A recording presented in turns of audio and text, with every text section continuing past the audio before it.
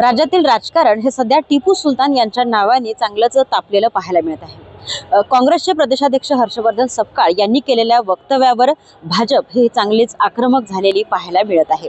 भाजप ही आक्रमक झाली असून ठिकठिकाणी 2 दिवसापासून आंदोलनं केली आहेत, जोडो मारो आंदोलन देखील सुरुवात केली आहेत आणि त्याचा भाजपाकडून चांगलाच समाचार घेतला जात आहे आणि काँग्रेसकडून देखील पलटवार सुरू झालेला आहे। आणि याच मुद्द्यावरून अकोला महानगरपालिकेतील स्थायी समितीचे टिपू सुलतान सभागृह हे चांगलेच चर्चेत आले आहे।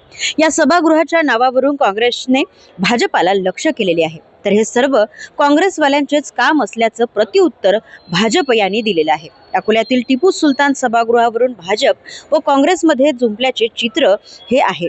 तर 2012च्या निवडणुकीत 73 सदस्य संख्या असलेल्या महानगरपालिकेत भाजप व काँग्रेस या दोन्ही पक्षांचे प्रत्येकी 18 नगरसेवक निवडून आले होते आणि स्पष्ट बहुमत कुठल्याही पक्षाकडे नव्हते।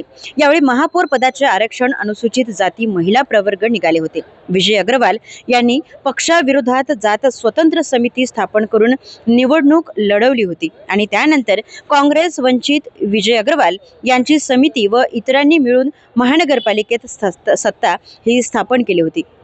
त्यावेळी 20 जून 2012 या रोजीच्या सभेमध्ये अकोला महानगरपालिकेच्या स्थायी समिती सभागृहाला शहीदे वतन हजरत टिपू सुलतान हे नाव देण्याचा ठराव घेण्यात आला होता आणि हे नावावरूनच आता सध्या ह्या विषय चर्चेत आलेला आहे। हे नाव जे विजय अग्रवाल आहे याचे जे या नाव दिला त्याचे सूचक हे विजय अग्रवाल होते आणि या विजय अग्रवाल हे नंतर कालांतराने भाजपामध्ये गेले आणि भाजपामध्ये जाऊन महापौर झाले, त्यामुळे हा विषय चर्चेचा बनलेला आहे। अकोल्याहून प्रियंका जाधव, नवराष्ट्र।